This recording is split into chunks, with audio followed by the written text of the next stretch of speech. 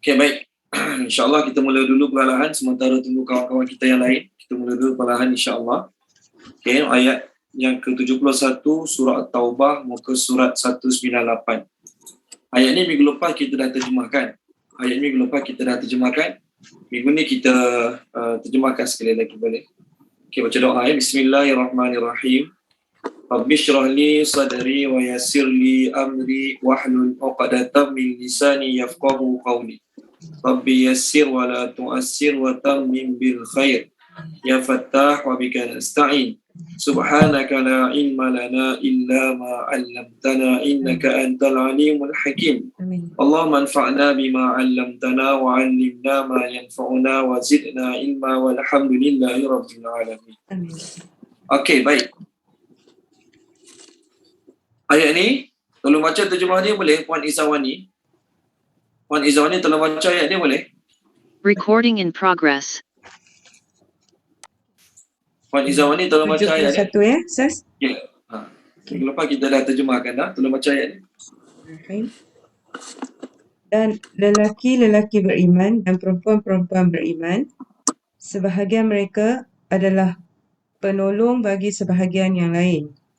Mereka menyuruh dengan perkara-perkara yang baik dan mereka menghalang daripada kemungkaran dan mereka mengerjakan solat dan mereka menunaikan zakat dan mereka mentaati Allah dan Rasulnya.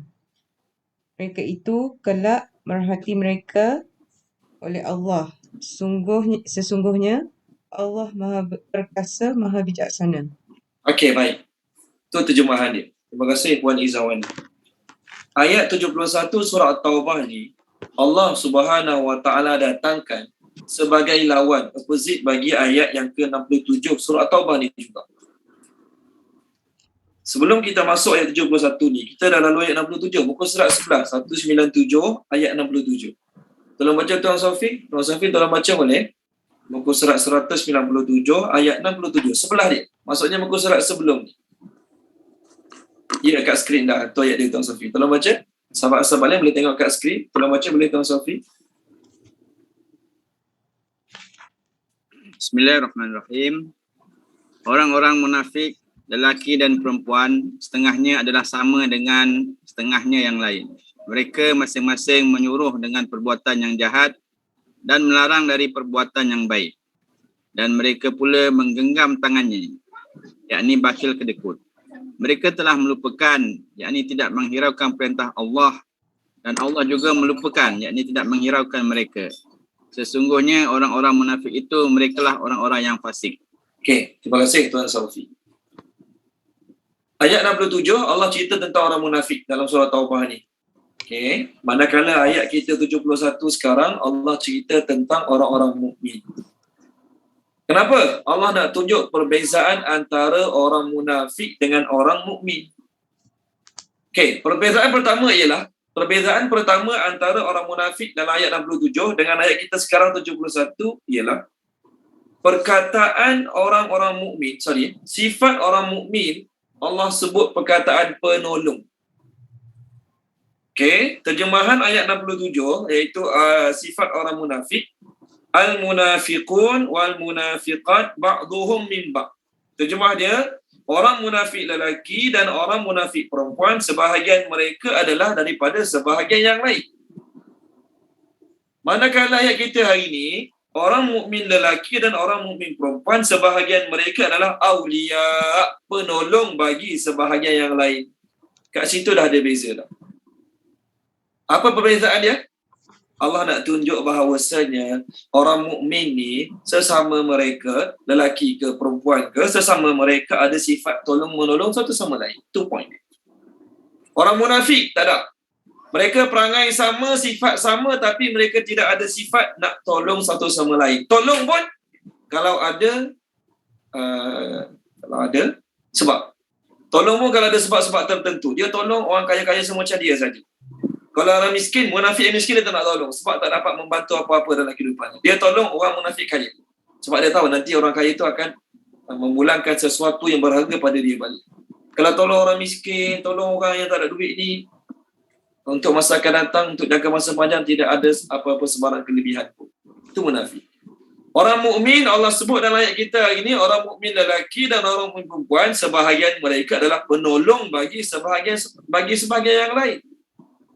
Nak beritahu sifat orang mukmin mesti kena ada tolong orang lain. Maknanya ayat ni tuan-tuan dan puan-puan, kalau kita mukmin, ya kita mukmin.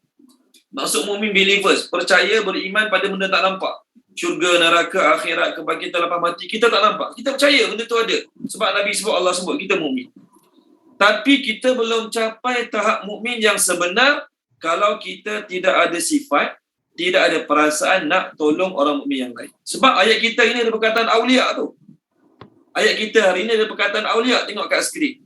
Allah Taala sebut wal mu'minun wal mu'minat ba'dhum aulia. Tuan Sofi boleh highlightkan tak aulia tu? Tuan Sofi boleh highlightkan tak aulia tu kat skrin?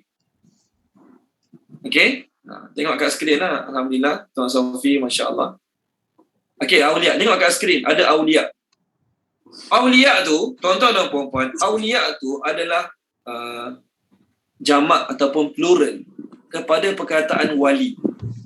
Wali seorang penolong. Wali ialah seorang penolong. Aulia plural. Penolong-penolong. Dalam bahasa Inggeris, dia terjemah kat sini aulia. Apa ni? Bahasa kita terjemah kat sini aulia. Helper. Supporter, friend, protector. Puan Zaiza, Ya. tolong mute-kan boleh? Maafkan saya lupa nak beritahu. Tolong mute-kan boleh? Ada laman mikrofon tu kan? Puan Zaiza tekan biar nampak keluar palang. Sebab nanti keluar bunyi angin Puan Zaiza. Maafkan saya lupa nak beritahu. Okey, terima kasih. Okey, baik. Okey. Perkataan aulia yang dalam bulatan kat skrin kita ni adalah plural ataupun jamak kepada perkataan wali. Wali ni penolong, pelindung, teman rapat. Penolong, pelindung, teman rapat. Jadi orang mukmin sebahagiannya mesti kena ada sifat untuk menolong, melindungi, rapat dengan orang yang lain. Rapat dengan mukmin yang lain. Itu aulia. Jadi kalau kita semayang, jaga, puasa, Ramadan bagus, apa lagi? Semalat tahajud, istiqamah, Quran baca hari-hari setengah juz, bagus. Tapi orang lain kita tak hiraukan. Dia susah ke, dia ada masalah ke, dia sakit ke, dia tak cukup duit kena buat kerja suami isteri ke, bukan hal aku. Aku fikir anak bini aku saja. Maka yakinlah tuan-tuan, kita belum capai tahap mukmin yang sebenar. Ya, kita mukmin, kita tak jadi kafir dengan sebab macam tu. Kita tak keluar pada Islam, tapi kita belum capai tahap mukmin yang sebenar. Tu poin kita pertama dalam ayat ni. Satu hari semasa di Madinah, sekumpulan Yahudi jumpa Nabi SAW. Mereka cakap pada Nabi SAW, "Ya Rasulullah," ni Yahudi yang beriman ni, masuk Islam betul-betul beriman betul punya. Bukan Yahudi yang masuk Islam as a munafik ni. Ni Yahudi yang masuk Islam betul-betul pure mukmin. Dia kata, "Ya Rasulullah, selepas kami beriman dengan kamu ya Rasulullah, jiran-jiran Yahudi kami tidak menghiraukan kami. Mereka mengatakan sekiranya ada apa-apa berlaku pada kami, mereka takkan tolong kami, takkan bantu kami. Sebab kami dah masuk geng Nabi Muhammad." Kami dah masuk geng Nabi Muhammad. Jadi kalau kami ada apa-apa kesusahan, Nabi tak tolong, mereka takkan tolong kami.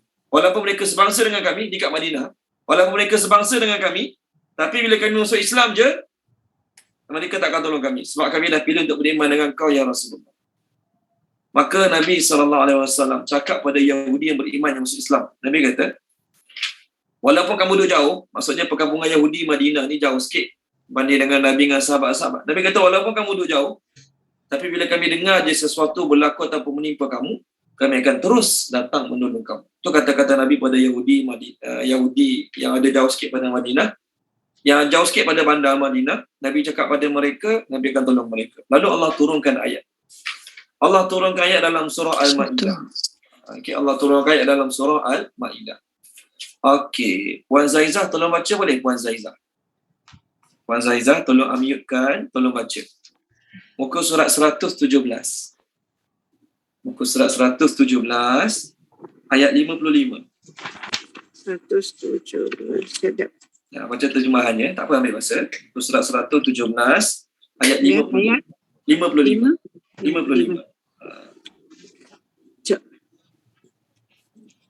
Sesungguhnya penolong kamu hanyalah Allah, Rasulnya dan orang yang beriman, yang mendirikan salat dan menunaikan zakat seraya mereka tunduk kepada Allah.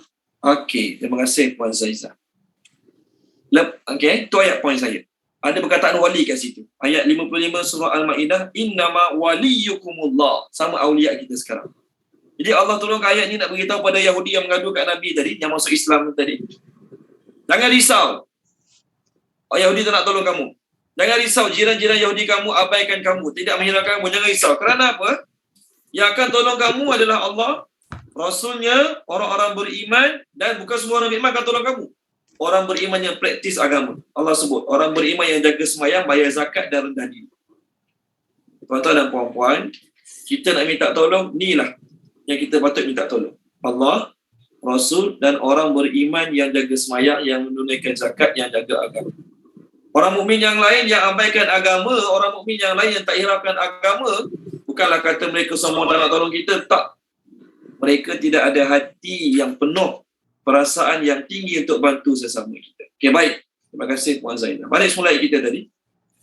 Orang mukmin mesti kena ada sifat nak tolong mukmin yang lain. Okey. Allah sebut mukmin, ada tak Allah sebut kena tolong mukmin yang miskin saja, ataupun tolong yang kaya sahaja, ataupun tolong yang dekat sahaja, ataupun tolong yang jauh-jauh? Okey, baik. Ayat ni tuan-tuan dan puan-puan menjadi jawapan kepada persoalan yang timbul. Contoh, kita duduk Selangor, kita berdakwah tu, luar negara jauh-jauh, Afrika lah. Kita duduk Selangor, kita berdakwah tu ke Indonesia. Kita duduk Selangor, kita pergi dakwah di Selatan Tai. Betul kan? Bagi berdakwah, bagi sumbangan makanan, pakaian, ubat-ubatan, maka timbul isu. Awak pergi berdakwah jauh-jauh, sedangkan jiran-jiran sekeliling awak, orang kampung awak ramai lagi tak beriman, ramai lagi susah-susah. Macam mana nak jawab? Awak pergi dakwah jauh-jauh, awak pergi bagi bantuan makanan jauh-jauh, jiran-jiran awak, orang-orang dekat rumah awak banyak lagi yang susah. Macam mana nak jawab? Baik, tuan-tuan dan puan-puan, ayat ni jawapan dia. Allah sebut orang mukmin adalah penolong, pembantu, penolong, pembantu, pelindung bagi mukmin yang lain. Jadi mana-mana orang mukmin dalam dunia ni kita bantu, kita tolong, kita lindungi, kita telah beramal dengan ayat ni. Tak kisahlah kita duduk Shah Alam, mukmin yang kita tolong tu mukmin duduk Afrika. Mukmin duduk jauh, kutub utara, kutub selatan, jauh rumah daripada rumah kita. Bila kita tolong mana-mana orang mukmin datang muka bumi ni, kita telah pun beramal dengan ayat ini. Kita telah pun beramal dengan ayat ini. Cumanya apa dia? Cumanya ialah kita berbeza dari sudut afdaliyah. Apa maksud afdaliyah? Keutamaan. Prioritinya siapa kita patut tolong? Ya, kita kena tolong semua orang mukmin. Betul, kita kena tolong semua orang mukmin ayat ni. Tapi dari sudut keutamaan siapa kita kena tolong? Ni ayat dia kita kena tolong. Tengok surah Al-Baqarah boleh? Tengok surah Al-Baqarah. Puan Maisarah, tolong baca Puan Maisarah, surah Al-Baqarah. Saya cari muka surat sekejap. Okey, surah Al-Baqarah. Saya cari muka surat. Muka surat 27. Muka surat 27, ayat 177. Atas sekali.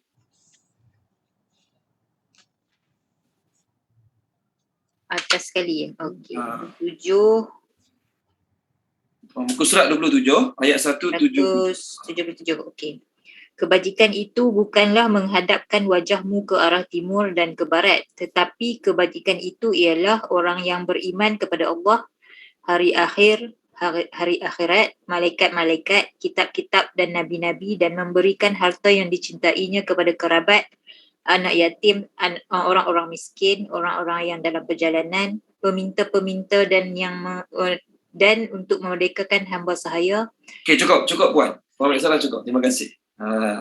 Panjang lagi ayat tu kan? Tapi itu je poin saya. Kebajikan itu ialah dan memberikan harta yang dicintai kepada kaum kerabat. Mula-mula kaum kerabat dulu. Lepas tu anak yatim. Lepas tu orang miskin. Lepas tu orang musafir. Lepas tu orang meminta dan hamba abdi. Ada 6 golongan yang Allah sebut. Kita buat baik pada golongan ni, bagus. Pada 6 golongan ni. Pada 6 golongan ni, tuan-tuan dan puan-puan, mula-mula sekali Allah sebut siapa? Kamu memberikan harta pada orang yang dicintai kepada kaum kerabat. Jadi semua orang Islam kita patut tolong, semua orang Islam kita mesti tolong, kita mesti bantu. Tapi afdaliyah, keutamaannya ialah nombor 1 kaum kerabat. Tuan Safi dah merahkan kat skrin. Kaum kerabat nombor 1. Lepas kaum kerabat, siapa kaum kerabat? Adik-beradik yang bukan tanggungjawab kita bagi nafkah pada mereka. Tanggungjawab kita bagi nafkah ialah anak-anak, isteri, mak ayah. Anak-anak, mak ayah dan isteri. Tu 3 golongan yang kita wajib bagi nafkah. Tak sebut dalam ayat ni lah, sebab memang kita kena bagi nafkah pun. Anak-anak, mak ayah. Jadi bila sebut kaum kerabat, siapa dia? Adik-beradik kita. Pak saudara, mak saudara, anak saudara, tok saudara. Ni kaum kerabat. Inilah orang yang paling patut kita dahulukan dalam buat kebaikan. Dalam sebuah hadis Nabi SAW bersabda, as-sadaqatu 'alal miskin sadaqatun wa 'ala dzawir rahimi sintani. Sedekah pada orang miskin dapat pahala 1 sedekah, manakala sedekah pada kaum kerabat dapat 2 pahala. Pahala sedekah dan juga pahala silaturahim. Jadi orang tanya, kenapa awak pergi bagi bantuan jauh-jauh, berdakwah jauh-jauh, kaum kerabat awak tak bagi bantuan lagi? Saudara mara ramai susah-susah lagi tak tolong pun. Tuan-tuan dan puan-puan, kalau siapa dia ada duit banyak, dia tak nak bagi sedekah, tak nak bagi sumbangan pada kaum kerabat dia. Dia terus bagi sumbangan tu. Orang Islam kat Palestin, orang Islam kat Bosnia. Contoh, berdosa ke tak berdosa? Ada tak mana-mana ulama kata berdosa? Siapa dia yang dia tak tolong kaum kerabat dia, dia hanya tolong orang susah-susah. Berdosa tak? Tak berdosa. Tidak ada perkataan dosa dalam bab ni. Tuntutan susunan dalam ayat yang kita bincang sekarang adalah afdaliyah, keutamaan. Nombor 1 kaum kerabat dalam ayat ini, nombor 2 anak yatim, nombor 3 orang miskin, nombor 4 orang dalam musafir, nombor 5 orang meminta, nombor 6 hamba abdi. Jadi, boleh tak saya ada duit banyak, saya tak tolong kaum kerabat, tak tolong anak yatim, saya terus bagi pada hamba abdi? Boleh tak? Boleh. Tak berdosa pun. Cuma saya kurang pahala sebab tidak mengikut aulawiyah, afdaliyah, keutamaan. Itu je. Okey, balik pada soalan orang tanya tadi. Berdakwah jauh-jauh, bagi sumbangan jauh-jauh, jiran-jiran dekat, kaum kerabat tak tolong, tak bantu pun. Ramai lagi orang kita susah. Baik. Tuan-tuan, adakah syaratnya kita nak bantu orang jauh-jauh, nak bantu orang yang nak dakwah orang jauh-jauh, kita kena bantu orang keliling kita, kita kena bantu kerabat kita sampai mereka kaya senang dulu, baru boleh bantu orang jauh-jauh?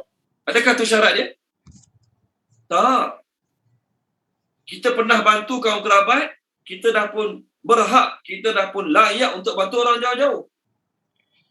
Yang boleh dikatakan salah ataupun kurang apa dia panggil, saya tak kata berdosa, yang boleh kita katakan kurang sesuai, kurang patut ialah orang yang dia duit banyak, kaum kerabat dia tak pernah bagi sumbangan langsung. Kaum kerabat dia tak pernah bantu langsung. Dia tak pernah bantu kaum kerabat dia sikit pun. Dia hanya bantu orang jauh-jauh saja.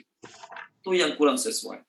Tapi kalau kita dah bantu kaum kerabat kita, kita dah ada bagi sumbangan pada pak saudara yang susah, kita ada bagi sumbangan pada anak saudara yang susah, kita pun biasa bagi duit pada adik-beradik. Adakah syarat dia kita kena bagi duit pada adik-beradik kita sampai dia kaya dulu? Barulah kita boleh tolong orang jauh-jauh. Ada syarat macam tu? Mana ada? Kita pernah bagi sumbangan pada adik-beradik, kita pernah bagi sumbangan pada kaum kerabat, kita dah tak jadi masalah pun kalau kita nak bagi sumbangan pada orang jauh-jauh. Ni jawapan pada orang yang bertanya, tolong orang jauh-jauh, orang dekat-dekat tak nak tolong. Samalah juga, mungkin tuan-tuan pernah baca kenyataan-kenyataan yang bagi saya salah. Apa kenyataan dia? Orang kaya-kaya pergi umrah 5-6 kali setahun. Sedangkan jiran-jiran dekat rumah dia miskin, tak cukup makan. Ya, kalau orang kaya-kaya tu pergi umrah 5-6 kali setahun, tak pernah ambil tahu pasal jiran dia, boleh dikatakan tidak sesuai apa yang dia lakukan. Tetapi kalau orang kaya-kaya itu pernah bagi sumbangan pada jiran dia yang susah, yang memerlukan, lepas pada tu dia lagi umrah, salah ke? Tak salah pun. Tak ada masalah pun. Kalau nak kata kena bagi tolong dulu jiran-jiran terdekat baru boleh pergi umrah, maknanya orang kaya-kaya ni kena kayakan dulu semua jiran-jiran dia. Kalau dia duduk Shah Alam Seksyen 7, Seksyen 8, Seksyen 9, dia kena pastikan semua orang Seksyen 7, 8, 9 kaya dulu, cukup duit, tak ada masalah, baru dia pergi umrah. Macam tu syarat dia. Siapa ada syarat macam tu? Jawapan dia, tak ada orang Malaysia boleh pergi umrah lah. Tidak ada orang Malaysia boleh pergi umrah selagi mana ada orang miskin kat Malaysia. Boleh keluarkan kenyataan macam tu? Ada orang cerdik nak keluarkan kenyataan macam tu. Jadi, bila ada orang tanya kita, awak berdakwah jauh-jauh, awak bagi sumbangan jauh-jauh, orang dekat awak tak hiraukan. Ya, kita boleh dipanggil kategori tak menghiraukan kalau kita langsung tak pernah tolong. Tapi kalau kita pernah tolong, sebab banyak mana kita nak bagi, kita pulang. Kita dah pun berhak untuk bagi sumbangan dakwah pada tempat-tempat lain. Samalah juga pengalaman kita pergi berdakwah jauh-jauh, orang tanya, Orang tempat awak semua jaga semayang ke? Orang kampung awak semua jaga semayang ke? Tuan-tuan, orang yang berdakwah jauh-jauh tapi tak pernah berdakwah kat kampung sendiri, itu salah. Tapi kalau orang tu kat kampung dia pun dia berdakwah, jiran-jiran dia pun dia berdakwah. Jadi adakah nak kena tunggu jiran dia semua bagus, jiran dia semua tutup aurat, jiran dia semua jaga semayang, baru dia layak dakwah kat orang lain? Jawapan dia, tak ada orang boleh berdakwah kat orang lain. Anak ustaz-ustaz pun dia tak pakai tudung. Isteri ustaz-ustaz pun zaman sekarang ada yang pakai pakaian Masya Allah. Contohlah, bukan nak burukkan siapa-siapa. Jadi kita buat semua. Orang dekat kita tolong, orang jauh kita tolong. Tak menjadi masalah nak tolong orang jauh bila kita pernah menolong orang dekat. Adakah syarat kena tolong orang dekat sampai kaya dulu baru boleh tolong orang jauh-jauh? Tak ada orang letak syarat macam tu. Okey, baik. Dalam ayat ni Allah sebut mula-mula, untuk sahabat-sahabat baru masuk, kita sekarang sedang bincang surah At-Taubah ayat yang ke-79. Surah At-Taubah muka surat 198 ayat yang ke-71, 71. Orang mukmin, sebahagian mereka adalah penolong bagi sebahagian yang lain. Apakah pertolongan pertama yang Allah sebut dalam ayat ni? Allah sebut ya'muruna bil ma'ruf wa yanhauna 'anil munkar. Pertolongan yang pertama yang orang mukmin kena buat satu sama lain ialah amal ma'ruf nahi munkar. Ni biasa kita dengar dah. Ajak, suruh buat baik, cegah daripada kemungkaran. Inilah pertolongan paling besar sekali. Tuan-tuan dan puan-puan. Saya selalu bagi contoh. Jiran kanan kita miskin, susah. Suami isteri dua-dua kena buang kerja. Anak-anak semua masih sekolah. Tapi jiran belah kanan kita ni orang yang jaga semayang. Isterinya, anak-anaknya, suaminya, semua orang jaga semayang. Tapi dia tak cukup keperluan. PKP baru ni, kena buang kerja suami isteri. Tak cukup keperluan untuk makan, bagi sekolah anak. Kita orang Islam patut tolong tak? Ya, patut tolong. Mesti kena tolong. Patut tolong dan mesti kena tolong. Okey, itu jiran belah kanan kita. Jiran belah kiri kita, ni contoh, saya tak nak kata siapa-siapa, tak kata jiran saya pun. Nak bagi contoh, nak faham ayat ni. Jiran sebelah kiri kita, tuan-tuan dan puan-puan, jiran sebelah kiri kita, jiran yang kaya, tak ada masalah, PKP pun digaji jalan, suami isteri gaji jalan, PKP baru ni pun tetap dapat bonus, contoh. Tapi tak semayang. Suaminya Jumaat tak semayang, solat fardu pun tak semayang, isterinya pun tak semayang. Okey, contohlah. Patut kita tolong? Patut kita tolong. Bahkan jiran kiri yang tak semayang ni lebih utama untuk kita tolong berbanding dengan jiran kanan yang tak cukup makanan tadi. Saya tak kata, kena tolong jiran kiri saja yang tak semayang, yang kanan ni tak payah tolong. Tak, orang Islam kena tolong juga. Kita ada hak juga terhadap jiran ya. Contoh, tengok ayat, tolong baca boleh. Puan Asmah, tolong baca surah An-Nisa. Ni saya nak tunjuk perkataan jiran ni, yang Allah suruh utamakan juga jiran. Tengok surah An-Nisa, muka surat 84, tak silap saya. Dia cari muka surat juga. Okey. Surah An-Nisa,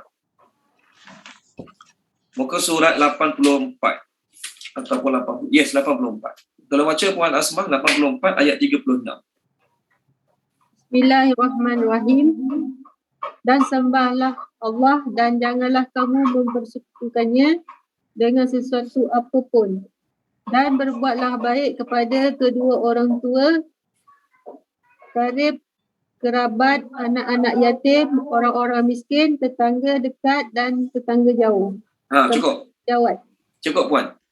Tetangga dekat, tetangga jauh. Mana kat skrin? Jiran tetangga yang dekat dan jiran tetangga yang jauh. Ada hak tak? Ada hak. Buat baik pada mak ayah dulu susunan dia. Tengok kat skrin. Mula-mula kita sembah Allah. Lepas sembah Allah, buat baik pada mak ayah dulu. Lepas mak ayah, kawan kerabat, anak yatim, orang miskin, jiran dekat, jiran jauh. Maknanya ada hak juga kita terhadap jiran. Bukannya buat tak tahu, pandai-pandailah hidup sendiri. Pula dalam waktu puan boleh cari rezeki, takkan buat tak boleh cari rezeki. Ayat kita punyalah tak nak tolong jiran. Kena tolong jiran. Dalam bab rezeki. Dalam bab harta benda, makanan, pakaian, ubat-ubatan, duit belanja, kena tolong. Tetapi Allah sebut dalam ayat ni, pertolongan paling utama, ayat kita sekarang, bukan ayat yang kat skrin ni, maksudnya ayat kita sekarang surah Taubah, pertolongan yang paling utama di antara sesama mukmin ialah amar ma'ruf nahi munkar. Itulah pertolongan lagi utama. Sebab jiran kanan kita yang miskin susah tadi, jiran kanan kita yang miskin hidup susah tadi, tapi jaga semayang. Contohlah, lepas dia mati, dia tak akan mengalami kesusahan lagi. lepas dia mati, Allah tak akan azab dia dalam kubur. Sebab apa? Kenapa hidup awak susah? Lepas dia mati, Allah tak akan seksa dia dalam kubur. Sebab apa? Kenapa awak tak pakai kereta mahal-mahal hebat-hebat macam jiran-jiran awak yang lain? Tak ada. Lepas dia mati, maka berakhirlah masalah kesusahan harta benda dia.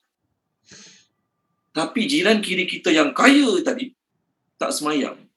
Lepas dia mati, maka bermulalah kesusahan untuk dia. Lepas dia mati, maka bermulalah kesusahan untuk dia. Sampai bila? Sampai kiamat. Dia akan diseksa dalam kubur, akan diazab dalam kubur.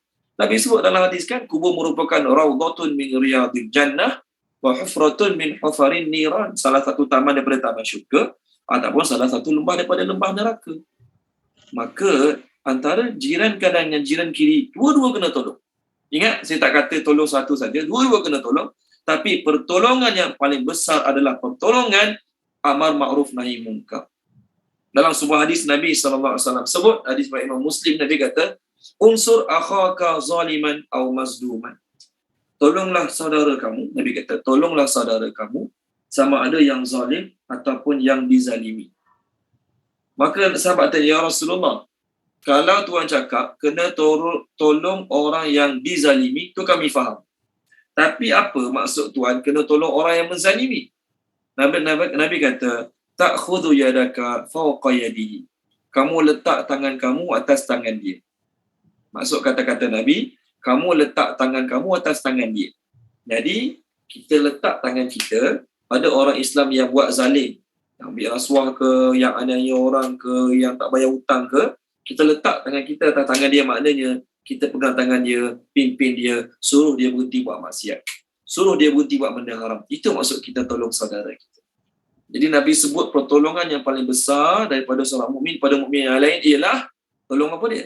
Tolong memegang tangannya, mencegahnya daripada kemungkaran. Okey, baik. Amar ma'ruf nahi munkar apa hukumnya? Kita dah bincang. Amar ma'ruf nahi munkar hukumnya adalah fardu kifayah. Tidak menjadi kewajipan bagi setiap mukmin. Tapi kalau tak ada orang mukmin terlibat dalam amar ma'ruf nahi munkar, maka kita semua berdosa. Mana dalil? Mana dalil amar ma'ruf nahi munkar hanyalah fardu kifayah? Dua dalil saya tunjuk pada tuan-tuan. Pertama, surah Ali Imran, muka surat 63. Tolong baca dia Puan Razilah. Boleh tak Puan Razilah tolong baca surah Ali Imran ayat page 63 ayat 104. Page 60, 63. Ya, page 63 ayat 104. 63, 104. A'udzubillahiminasyaitanirrajim. Dan hendaklah di antara kamu ada segolongan orang yang menyeru kepada kebaikan, menyuruh agar membuat yang makruf dan mencegah daripada yang mungkar. Dan mereka itulah orang-orang yang berjaya. Okey. Terima kasih Puan Razilah. Apa Allah kata? Hendaklah ada sebahagian. Hendaklah ada sebahagian daripada kamu. Jelas kan kat skrin ada Tuan Sofi share. Hendaklah ada sebahagian di antara kamu, satu puak. Maknanya wajib semua ke? Tak wajib semua. Ayat ni dalil pertama. Ayat ni dalil saya nak tunjuk bahawasanya amar ma'ruf nahi munkar bukanlah kewajipan setiap individu. Sebahagian. Tak mesti separuh, sebahagian. Maksudnya kalau orang Islam 100 orang, ada 10 orang pun dah termasuk sebahagian. Kalau orang Islam ada 100 orang, 20 orang pun termasuk sebahagian. Tapi kalau Allah kata kena ada separuh, mesti 50 orang buat. Baru cukup. Kalau tak sampai 50 orang, tak cukup. Okey, baik. Jadi daripada ayat ni, tahulah kita bahawasanya amar ma'ruf nahi munkar tak mesti semua, sebahagian dah cukup. Tapi tuan-tuan dan puan-puan, ujung tu kita nak tengok. Apa ujung ayat ni? Tuan Sofi. Tuan Sofi tolong highlightkan. Itulah orang-orang yang berjaya. Mereka yang bersifat demikian ialah orang-orang yang berjaya. Boleh Tuan Sofi merahkan kat skrin tu? Ya, memang ulama sepakat amar ma'ruf nahi munkar fardu kifayah, tidak wajib bagi semua orang. Maknanya kalau kita tak buat tak apa. Ada orang buat. Ustaz buat, orang jaiz, orang jakim, orang surah buat, orang tabligh buat. Kita tak buat pun tak apa. Tapi Allah kata apa dia? Orang yang berjaya. Jadi kalau kita pilih tak nak buat, biarlah orang lain buat. Maka seolah-olah kita pilih untuk menjadi, kita seolah-olah memilih buat keputusan tak nak termasuk di kalangan orang berjaya yang kat skrin. Tapi kalau kita pilih untuk buat, untuk ceburkan diri dalam bidang amar ma'ruf nahi munkar, maka kita telah pun memilih untuk menceburkan diri kita di kalangan orang-orang yang berjaya. Boleh? Okey, baik. Ini satu dalil menunjukkan amar ma'ruf nahi munkar bukanlah kewajipan setiap individu. Yang pertama. Yang kedua, tengok surah apa ya? Surah Hud. Surah Hud. Saya cari muka surat sekejap. Muka surat 234. Muka surat 234 ayat 116. 234 ayat 116. Tolong baca dia Puan Yusriza. Tolong baca boleh Puan Yusriza. Boleh Ustaz. Sekejap 2, 3, 4. Ayat yang ke 116. 116. Bismillahirrahmanirrahim. Bismillahirrahmanirrahim. Maka mengapa tiada antara umat sebelum kamu orang-orang yang mempunyai keutamaan dan melarang daripada melakukan kerosakan di muka bumi, kecuali sebahagian kecil di antara orang yang telah kami selamatkan. Dan orang-orang yang zalim hanya mementingkan kenikmatan dan kemewahan, dan mereka adalah orang-orang yang berdosa. Okey, terima kasih Puan Yusriza. Tengok ayat ni pun dengan jelas. Tengok kat skrin. Maka sepatutnya ada di antara umat yang dibinasakan dahulu daripada kamu itu orang-orang yang ada kelebihan akal fikiran yang melarang kaumnya dari perbuatan-perbuatan jahat. Jadi Allah kata sepatutnya orang-orang ada kelebihan, ustaz-ustaz, alim ulama, pemimpin-pemimpin, orang cerdik pandai yang ada kelebihan lah kan. Dia sepatutnya kena melarang umat-umat pada buat benda jahat. Jadi ayat ni tengok dengan kat aksiden, ada di antara. Bila sebut di antara, mesti kena semua ke? Tak mesti kena semua. Macam kita tadi lah, di antara. Maka sepatutnya ada di antara. Mesti kena ada. Tak ada langsung salah. Mesti semua terlibat ke? Tak. Allah kata di antara umat ni, mesti kena ada orang yang mencegah daripada kemungkaran. Siapa orang yang sepatutnya tu? Orang-orang yang ada kelebihan ilmu, orang ada kelebihan harta, orang-orang yang ada jawatan, orang-orang yang ada kedudukan. Bila dia cakap orang pandang sikit. Kalau orang miskin tak ada ilmu, tak ada kepandaian cakap, orang tak pandang mana sangat. Tapi orang ada ilmu, ada nama dalam masyarakat, ada pangkat, ada kedudukan. Bila dia cakap orang dengar, bila dia tegur orang dengar, maka dia lagi utama untuk terlibat dalam amar ma'ruf nahi munkar. Okey, baik. Terima kasih Tuan Saufi. Saya lupa nak terangkan tadi. Bila Allah sebut orang mukmin lelaki dan perempuan mesti tolong satu sama lain dalam peperangan-peperangan. Ya, kita pun tahu peperangan ni tuntutan dia lelaki kena pergi perang. Betul kan? Lelaki kena pergi perang. Tapi adakah lelaki kena pergi perang, perempuan tak boleh join? Ada perempuan yang join dalam peperangan.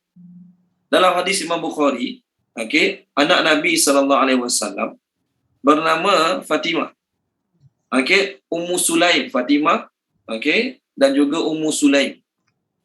Fatimah anak Nabi, Ummu Sulaim, mereka turut dengan Nabi SAW dalam peperangan Uhud.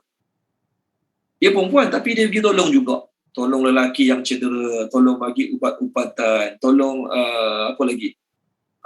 Tolong bagi ubat-ubatan, tolong bagi air. Dalam perang Khaybar, Nabi SAW dengan sahabat-sahabat nak memelihara Madinah daripada serangan orang kafir. Wanita-wanita join sekali. Wanita, walaupun dia wanita, dia turut menolong lelaki dalam perjuangan-perjuangan lelaki.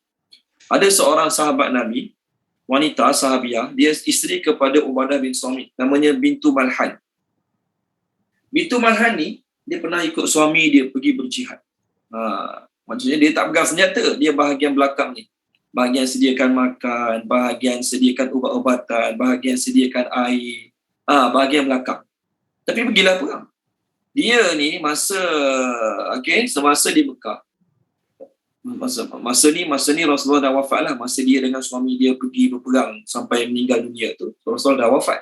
Cuma nak cerita pasal dia, masa Nabi SAW kat Mekah, Nabi SAW tidur siang hari. Maka dalam tidur Nabi bermimpi akan ada umat dia pergi perang, akan ada umat Nabi yang pergi perang menempuhi lautan, lalu ke laut naik kapal, berlayar kat laut pergi perang. Nabi bangun tidur, Nabi mimpi, Nabi cerita kat sahabat. Maka wanita ni tadi, isteri kepada Ubadah bin Samit, namanya Bintu Malhan, dia kata, ya Rasulullah, boleh tak doakan agar saya termasuk di kalangan yang naik kapal pergi perang? Boleh tak doakan agar saya termasuk di kalangan yang nak kapal pergi perang. Maka Nabi SAW cakap pada dia, ya, kamu akan turut dalam peperangan itu. Nabi cakap macam tu, kamu akan join peperangan tersebut. Lepas 20 tahun, maksudnya Nabi dah wafat dah lepas pada itu. Dia dengan khalifah selepas Nabi SAW zaman Umar. Dia dengan suami dia, Ubadah bin Samit, telah pergi ke Pulau Cyprus. Nama tempat mereka pergi tu Pulau Cyprus. Kat mana sekarang? Wallahu alam, tak tahu kat mana sekarang. Di dalam pertempuran itu, dia dengan suami dia dua-dua meninggal dunia. Itu maksud orang mukmin lelaki dengan perempuan. Saling tolong-menolong satu sama lain. Saya lupa nak terangkan tadi. Jadi pertolongan paling utama adalah amar makruf nahi mungkar. Okey, baik. Jadi sifat orang mukmin mesti kena tolong satu sama lain. Pertolongan yang paling utama adalah amar makruf nahi mungkar. Okey? Wajib ke pada setiap mukmin? Tak wajib bagi setiap mukmin. Wajib bagi sebahagian. Mesti kena terlibat di antara mukmin kena buat perkara tersebut. Okey. Lepas amar makruf nahi mungkar, apa ciri mukmin seterusnya? Balik semula ayat kita tadi, Tuan Safi, balik semula ayat kita tadi. Lepas amar ma'ruf nahi mungkar, Allah kata wa yuqimunas solat. Orang tu mestilah kena mengerjakan solat. Timbul satu soalan. Amar ma'ruf nahi mungkar bukan wajib bagi setiap orang pun. Tapi solat mesti wajib bagi setiap orang. Betul kan? Tapi dalam ayat ini, kenapa Allah dahulukan amar ma'ruf nahi mungkar, baru Allah sebut tentang solat. Rasanya saya dah beritahu minggu lepas. Rasanya saya dah jawab minggu lepas kan. Siapa ingat nak cuba jawab? Salah tak apa. Tak kena denda berdiri atas kursi ke, ketuk ketampi ke. Siapa ingat? Saya rasa saya jawab minggu lepas. Penghujung kelas kita saya dah beritahu. Dalam ayat ini, Allah sebut orang mukmin tu amar ma'ruf nahi mungkar dulu, baru Allah sebut solat. Sedangkan kita tahu, amar ma'ruf nahi mungkar bukan wajib bagi setiap orang. Yang wajib bagi setiap orang mendirikan sembahyang. Tapi kenapa Allah dahulukan benda yang tak wajib bagi setiap orang, baru Allah sebut benda yang wajib bagi setiap orang? Siapa ingat saya jawab minggu lepas? Ada tak siapa-siapa ingat? Saya cuba Ustaz. Okey, cuba boleh? Apa tu, yang solat tu individual. Yang amar makruf tu masyarakat. Okey, baik. Masyarakat lebih penting lah daripada individual, something like that. Betul Puan Zakiah. Tu saya beritahu minggu lepas. Terima kasih Puan Zakiah. Yes. Dari sudut individu, dari sudut amalan individual, amalan nombor satu ialah jaga sembahyang. Betul kan? Kita masuk Islam, orang masuk Islam, seorang masuk Islam, kita cakap apa? Jangan lupa jaga sembahyang ya. Kan ada orang masuk Islam, kita pesan kat dia dulu. Orang tu masuk Islam, ucap dua kalimah syahadah, kita pesan kat dia. Awak dah masuk Islam ini, alhamdulillah. Jangan lupa amar ma'ruf nahi mungkar ya. Tenganga dia. Amar ma'ruf nahi mungkar. Tak pernah dengar pun. Ya, dari sudut individu, lepas orang tu masuk Islam, ajar dia mengucap, apa kita tengah ajar lepas pada tu? Semayang. Bila sebut semayang tu termasuklah bersuci, mandi wajib, ambil wuduk, taharah dan sebagainya. Dari sudut individual, perkara paling utama ialah semayang. Adapun ayat ini, Allah Ta'ala bukan nak cerita secara individual. Allah Ta'ala nak cerita secara masyarakat. Masyarakat mukmin, lelaki perempuan, amalan paling utama dari sudut kemasyarakatan. Dari sudut kumpulan Islam yang besar, amalan paling utama kena ada mestilah amar ma'ruf nahi mungkar. Jelas? Sebab tu dalam ayat ini, Allah dahulukan amar ma'ruf nahi mungkar berbanding sembahyang. Bukanlah kata amar ma'ruf nahi mungkar tu lagi utama pada sembahyang. Sembahyang lagi utama. Cuma membentuk masyarakat yang mulia, tuan-tuan dan puan-puan, amar ma'ruf nahi mungkar kena ada. Amar ma'ruf nahi mungkar kena ada. Kalau tak, masyarakat tu walaupun ada orang sembahyang, tapi tidak ada orang amar ma'ruf nahi mungkar, nanti golongan orang sembahyang akan berkurang, tak ada. Habis? Orang sembahyang fikir dia saja. Orang sembahyang fikir dia saja, tak fikir tentang orang lain yang tak sembahyang. Orang sembahyang fikir tentang dia saja, tak fikir tentang orang lain yang buat dosa maksiat, maka agama makin kurang. Agama yang tidak ada, umat yang di dalamnya tidak ada amar ma'ruf nahi mungkar, bagaikan bangunan yang cantik pada luar, tapi tidak ada maintenance bahagian dalamnya. Bangunan daripada luar cantik, comelnya kondo ni, comelnya apartmen ni, comel lah daripada luar. Tapi tidak ada maintenance dalamannya. Wasak tiang tak baiki, wasak ni tak baiki, wasak tu tak baiki. Luar nampak cantik lagi. Dalam tu kena makan anak-anak, wasak sana, wasak sini tak baiki pun, buat tak tahu. Maka bangunan tu sedang tunggu masa untuk runtuh. Bangunan tu sedang tunggu masa untuk runtuh. Okey, baik. Okey, terima kasih Tuan Sofi. Masyarakat dengan individu. Okey, baik. Tu jawapan kalau orang tanya, kenapa dalam ayat ni Allah dahulukan amar ma'ruf nahi munkar baru solat? Jawapannya sebab ayat ni cerita pasal masyarakat. Umat mukmin secara keseluruhan, bukan secara individual. Adapun kalau orang masuk Islam, jangan cerita pasal amar ma'ruf nahi munkar dulu, cerita pasal solat dulu. Utama bagi dia seorang, solat dulu. Adapun utama bagi umat secara berjemaah, amar ma'ruf nahi munkar. Okey, baik. Pertama Allah sebut jaga semayang. Yang kedua bayar zakat. Mana-mana ayat Allah sebut pasal semayang dengan zakat, nak beritahu bahawasanya mukmin yang berjaya tu adalah mukmin yang benar hubungan dia dengan Allah, semayang. Manakala mukmin yang benar hubungan dia dengan masyarakat, apa dia? Bayar zakat. Itu bayar zakat. Okey, boleh? Kemudian bukan sekadar semayang bayar zakat saja nak berjaya. Tuan-tuan, ada tak orang yang semayang bayar zakat tapi ambil rasuah? Ada tak? Oh, kalaulah syarat nak berjaya, jaga semayang, bayar zakat, confirm berjaya. Oh, aku jaga semayang, aku bayar zakat, aku ambil rasuah. Berjaya lah. Aku jaga semayang, aku bayar zakat, time cuti, aku pergi main nombor ekor kat mana-mana. Time cuti panjang, aku pergi luar negara, berjudi luar negara. Tak kisah pun, asalkan jaga semayang, bayar zakat. Tak cukup, jaga semayang, bayar zakat tak cukup. Ada orang jaga semayang, bayar zakat, dia raka dengan mak ayah. Tak balik jumpa mak ayah 5-6 tahun. Sebab tak puas hati, bak harta pusaka, contohlah. Tak puas hati bak harta peninggalan arwah ayah, tak cakap dengan mak 4 tahun. Tapi dia jaga semayang. Tapi dia bayar zakat. Adakah dia termasuk golongan berjaya? Tak. Sebab tu dalam ayat ini Allah sebut sekali lagi, Tuan Sofi tolong highlightkan boleh kat terjemahan, serta taat kepada Allah dan Rasulnya. Itu penting. Serta taat kepada Allah dan Rasulnya. Nampak simple tu? Okey, Tuan Sofi telah menghijaukan kat skrin tu, kat terjemahan. Orang berjaya tu bukan sekadar amar ma'ruf nahi munkar, bukan sekadar jaga semayang, bukan sekadar bayar zakat. Kena ada taat pada Allah dan Rasul. Maknanya Islam tu bukan sekadar semayang, bayar zakat, amar ma'ruf nahi munkar saja. Kalaulah Islam itu sekadar amar ma'ruf nahi munkar, jaga semayang, bayar zakat, ramai orang baik. Ada je ini orang yang amar ma'ruf nahi munkar, dia jaga semayang, dia bayar zakat, tapi hutang orang tak bayar. Tapi bisnes tipu orang. Okey, dalam bab penjual beli tak adil, tak jujur. Bila orang tanya kenapa gini-gini, saya dah amar ma'ruf nahi munkar, saya join kumpulan-kumpulan tersebut, kumpulan-kumpulan tertentu amar ma'ruf nahi munkar. Saya jaga semayang, saya bayar zakat, so apa masalah? Oh, kalau macam tu ramailah orang mukmin bagus. Allah sebut nak berjaya bukan sekadar jaga semayang. Ya, kewajipan utama kena buat. Bukan sekadar bayar zakat. Ya, kena bayar zakat, kewajipan. Tapi kena mentaati Allah dan Rasul dalam perkara-perkara lain.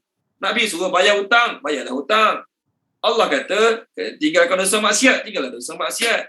Allah suruh, Nabi suruh hormati mak ayah, hormatilah mak ayah. Jadi amalan-amalan agama yang lain termasuk dalam taat pada Allah dan Rasul. Bukan sekadar jaga semayang, bayar zakat saja.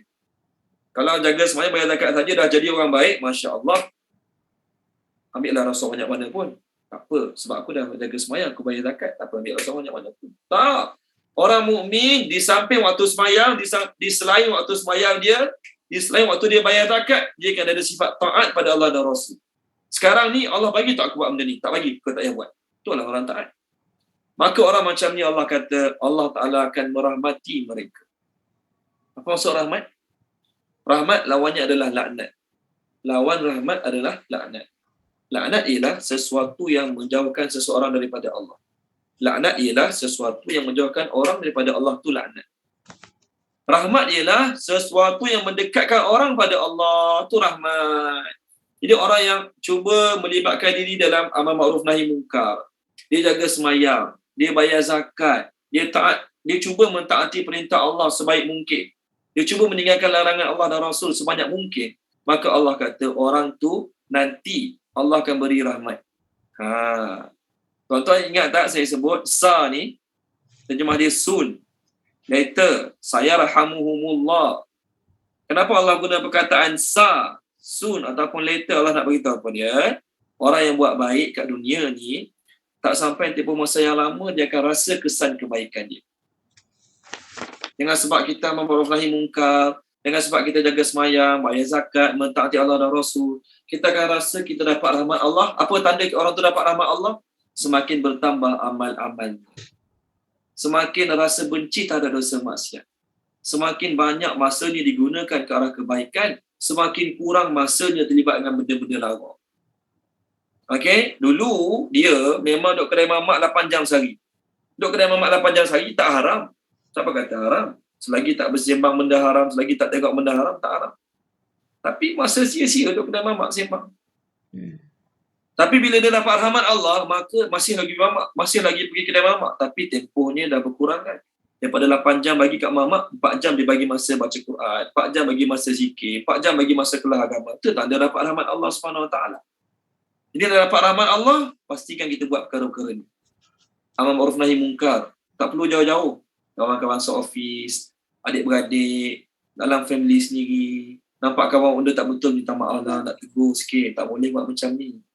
Bagusnya orang Islam gini-gini ni. Tak mahu orang nahi mungkar. Tak perlu tegur depan-depan. Tak semestinya berkumpulan, secara individu pun boleh.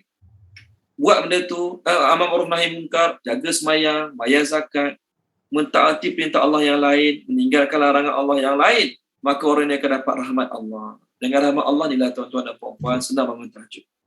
Dengan rahmat Allah ni tuan-tuan dan puan-puan senang nak bagi sumbangan pada orang lain. Dengan rahmat Allah ni tuan-tuan dan puan-puan senang sangka baik pada orang lain. Kalau tak ada rahmat Allah, dah lah tak nak buat baik pada orang. Kedekut, hasut orang lain pula. Tak payah bagi. Tak payah bagi kat dia duit tu. Dia dapat duit tu bukannya bantu orang miskin, beli sport ni baru. Contoh. Betul tak tahu lagi, tapi kita dah burukkan orang lain. Dengan sebab ada rahmat Allah lah, kita mudah nak buat banyak kebaikan. Okey, baik. Penutup ayat ni Allah kata, Allah Maha Perkasa, Maha Bijaksana. Maksud Maha Perkasa ialah, Allah Maha Perkasa untuk mengazab siapa sahaja yang tak beramal perintah Allah. Dia kaya, dia raja, dia orang tinggi, dia orang pangkat besar, dia anak orang besar-besar, dia kuat, dia ada banyak security dia bukan orang biasa, security dia tentera, dia raja, contohlah. Bila dia tak jaga semayang, tak bayar zakat, tak mentaati Allah, Allah berkuasa untuk membinasakan dia, dunia akhirat. Hakim, maksud hakim, Allah Maha Bijaksana. Bijaksananya Allah Ta'ala telah cerita dengan detail dalam surah ini, sifat-sifat orang munafik yang kita patut jauhi. Dan Allah cerita juga dengan detail dalam surah ini, sifat-sifat mukmin yang kita kena usaha untuk dapatkan sungguh-sungguh dalam kehidupan kita. Boleh? Okey, baik, masuk ayat baru. Habis ayat 71, sekarang kita masuk ayat 72 pula. Ustaz, tanya sikit Ustaz. Boleh?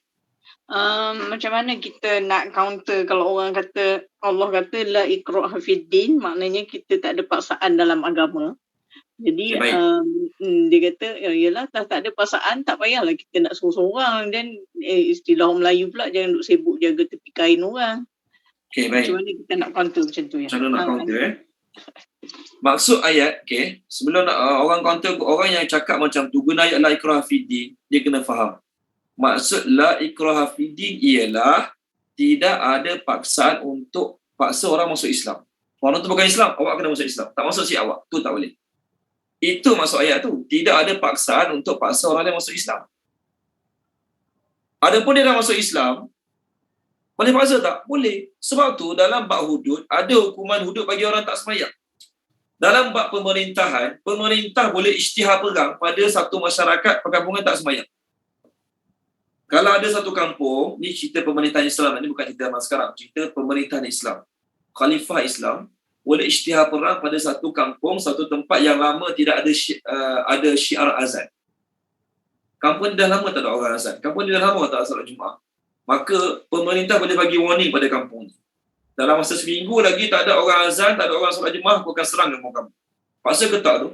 Paksalah tu. Paksalah tu. Tu paksaan lah tu. Orang Islam tak semayang. Tak semayang masuk neraka. Allah kata siapa tak semayang masuk neraka dalam surah Al-Mudassir. Paksa ke tak tu? Paksalah tu. Walaupun tidak ada lafaz paksa, tapi kita faham. Orang Islam kena semayang. Kalau tak semayang masuk neraka. Orang Islam kena tutup aurat. Kalau tak tutup aurat ada ancaman-ancaman ni. Paksa ke tak tu? Paksalah tu. Jadi maksud la ikraha fid din ialah tidak ada paksaan untuk ajak orang-orang masuk Islam. Tapi bila dah masuk boleh paksa tak? Boleh paksa. Ayat la ikraha fid din Allah turunkan sebab apa? Okay, Puan Zakiyah dah tanya, alhamdulillah kita terangkanlah. Puan Zakiyah tanya. La ikraha fid din Allah turunkan ketika mana Nabi SAW datang Madinah. Nabi SAW datang Madinah. Nabi ajaklah geng-geng mak-mak ayah yang tua-tua yang tak ada ilmu ni masuk Islam. Mereka masuk Islam. Lepas mereka masuk Islam, mereka risau anak-anak mereka. Orang Yahudi Madinah, orang-orang musyrikin Madinah yang berumur yang tua-tua ni, mereka tahu mereka tak ada ilmu. Bila mereka tahu mereka tak ada ilmu, bila mereka sedar mereka tak ada ilmu, maka anak-anak mereka hantar belajar kat siapa? Anak-anak mereka hantar belajar kat orang Yahudi, orang Nasrani. Bagi mereka Yahudi Nasrani ni orang ada ilmu. Kami ni orang musyrikin tak ada ilmu. Jadi anak-anak kami taklah belajar dengan mereka. Mereka tu knowledgeable people of the book. Ada kitab, boleh ajar. Dia musyrikin tapi anak-anak dia biar belajar dengan Yahudi, dia belajar dengan Nasrani. Jadi oleh kerana anak dia dah belajar Yahudi dengan Nasrani, maka anak-anak mereka ni tinggalkan agama nenek moyang, iaitu agama musyrikin jahiliyah. Anak-anak mereka pilih untuk masuk agama Yahudi atau agama Nasrani. Anak-anak mereka ni lah. Yang mokpok ni yang tak sekolah, yang tak belajar ni, bila Nabi SAW datang Madinah, mereka peluk Islam, beriman dengan Nabi SAW. Peluk Islam, beriman dengan Nabi SAW. Jadi mereka risau anak-anak mereka yang Kristian, yang Yahudi. Jadi mereka pun tanya Nabi, ya Rasulullah, boleh tak kami paksa anak-anak kami tu masuk Islam macam kami juga? Kerana Kristian dan mereka nanti mati kafir, tak selamat ke akhirat. Maka Allah turunkan ayat, la ikraha fiddin. Tak boleh paksa orang masuk Islam. Sebab dah jelas bagi mereka mana betul mana salah. Kalau mereka pilih jalan betul, mereka selamat. Kalau mereka pilih jalan yang salah, mereka tak selamat. Tak boleh paksa mereka masuk Islam. Itu masuk ayat tu, Puan Zakiah. Tapi bila dah masuk Islam, boleh paksa? Boleh paksa. Boleh paksa. Tuan-tuan dan puan, bila dah masuknya boleh paksa? Boleh paksa. Orang tak nak bayar zakat. Orang kaya yang sengaja tak nak bayar zakat. Pihak pemerintah boleh tak rampah harta dia? Boleh rampah harta dia. Tak paksa tu? Paksalah tu. Jadi paksa dalam masuk Islam boleh. Dan memaksa dalam masuk Islam dah boleh. Kenapa? Kenapa paksa? Kenapa paksa orang Islam amal agama? Sebab orang Islam tak amal agama, kat mana ending dia? Kat mana kesudahan dia? Binasa. Kat mana kesudahan dia? Binasa. Maka orang Islam wajib kena pelihara orang Islam lain daripada kebinasaan. Waktu kena paksa semayang tu. Waktu kena paksa tutup aurat tu. Anak kita sakit, tak nak makan ubat. Anak kita sakit, tak nak makan ubat. Kita pergi hospital, jumpa doktor bagi ubat, anak kita tak nak makan ubat. Boleh tak kita masa nak bagi ubat, anak kita berkata, tak apalah, anak paksa. Saya dah bawa pergi jumpa doktor, saya dah belikan ubat. Awak tak nak makan, tak apalah, saya tak nak paksa. Boleh tak ayah cakap macam tu pada anak? Tak boleh. Ayah yang sayang anak, paksa juga untuk makan ubat. Biarlah dia nak melangis, melalak. Jiran 4 biji rumah dengar dia melangis, melalak, tak kisah, janji dia makan ubat. Sebab apa? Sebab aku nak dia terselamat daripada mudarat, daripada bahaya. Semula juga tuan-tuan dan puan-puan, orang Islam tak nak semayang, orang Islam tak nak tutup aurat, orang Islam tak nak bayar zakat. Macam mana ending dia? Mudarat ke manfaat? Baik ke tak baik? Tak baik. Oleh kerana kita tahu ending dia tak baik, betul kita paksa. Betul kita paksa. Kita tak wajib paksa. Cuma nak beritahu, kita kena suruh. Kita kena jaga tepikan orang. Kita kena jaga tepikan orang. Sebab apa? Ini sifat orang mukmin. Kita nak dia selamat ke akhirat. Kita nak dia tak termasuk di kalangan orang-orang yang kena bakar ke akhirat. Sebab tu kita kena paksa. Okey, boleh Puan Zakiah tu jawapan dia. Okey. Jawab dia, aku paksa kamu bukan sebab aku suka kamu. Aku paksa kamu sebab aku nak selamat ke akhirat. Sekurang-kurangnya kalau aku dituntut ke akhirat, aku boleh jawab pada Allah, aku dah sampaikan. Aku dah tegur. Aku dah nasihat. Tu sekurang-kurangnya. Okey, Puan Zakiah. Okey Ustaz, terima kasih banyak. Okey, sama-sama ayat seterusnya. Wa'ada telah berjanji. Kita sambung ayat baru. Muka surat 198. Wa'ada telah menjanjikan. Wa tu jangan terjemah dan. Wa'ada telah menjanjikan. Allahu oleh Allah. Al-mu'minin kepada lelaki-lelaki mukmin. Wa dan. Al-mu'minat kepada wanita-wanita mukmin. Apa Allah janjikan? Jannat, syurga-syurga. Jannat, syurga-syurga. Tajri yang mengalir min daripada tahtiha bawahnya bawah syurga tadi, al-anhar sungai-sungai, al-anhar sungai-sungai. Okey, khalidina mereka kekal fiha di dalamnya, dalam syurga tu, fiha dalamnya, dalam syurga. Wa dan masakina tempat-tempat tinggal. Masakina tempat-tempat tinggal. Rumah dalam bahasa Arab dipanggil maskan. Dalam bahasa Arab, rumah dipanggil maskan. Mim, sin, kaf, nun. Tuan Sofi tolong merahkan masakina bahasa Arab tu, boleh Tuan Sofi? Ada kat skrin masakina kan? Tengok kat skrin ada masakina. Okay. Masakinah tu terjemah dia bukan miskin kan. Masakinah tu terjemah dia tempat-tempat tinggal. Rumah-rumah kita dia panggil selain baitun. Baitun pun rumah. Rumah juga dipanggil maskan ataupun masakinah. Kenapa rumah dipanggil maskan ataupun masakinah? Perkataan masakinah ni, tuan-tuan dan puan-puan, berasal daripada perkataan sakinah. Apa terjemah sakinah? Ketenangan. Ketenangan. Tempat paling tenang bagi kita lepas pada masjid rumah Allah, rumah kita sendirilah. Kita nak pakai baju apa, nak pakai singlet, nak pakai keplekat saja, tak nak pakai baju, nak pakai seluar pendek. Anak-anak perempuan kita tak pakai tudung dalam rumah. Tak apa, tempat dia paling tenang. Nak pakai baju kelawar, tak baju kelawar, suka hati, rumah kita, tempat paling tenang. Jadi tempat rumah dia panggil masakin. Kenapa? Tempat paling tenang bagi kita adalah rumah kita sendiri. Kita bebas nak berpakaian apa saja, kita bebas nak buat apa saja kat rumah kita. Tapi kat luar kena jagalah ada pakaian dan sebagainya. Okey, jadi terjemah masakin tempat-tempat tinggal, thayyibatan yang baik. Thayyibah yang baik. Fi di. Terjemah fi di ataupun dalam. Jannati syurga-syurga. Jannati syurga-syurga. Adnin. Terjemah syurga Adnin, syurga Adnin. Syurga Eden, kita terjemah. Biarlah nak terjemah apa pun, kita panggil Adnin. Wa dan ridwanun, keredaan. Ridwanun, keredaan. Okey. Sorry sebelum terjemah ridwanun, keredaan, tulis sikit dalam bracket sedikit. Dalam bracket sedikit ataupun sebahagian. Ridwanun, keredaan min daripada Allah akbar, lebih besar. Sedikit keredaan daripada Allah lebih besar. Kenapa saya terjemah sedikit? Nanti saya terangkanlah mana datang sedikit tu. Zalika, demikian itu. Terjemah zalika, demikian itu.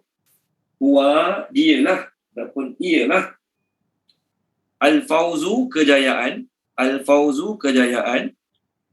Al-azim, yang besar. Al-azim, yang besar.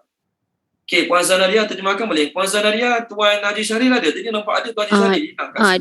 Dia ada kerja sikit Ustaz, dia terpaksa keluar. Dia lupa dia suruh saya cakap dengan Ustaz, saya tak dah sempat. Okey, baik, tak apa. Takut dia terkeluar tak boleh masuk tu, saya risau tu kalau ada kerja tak apa.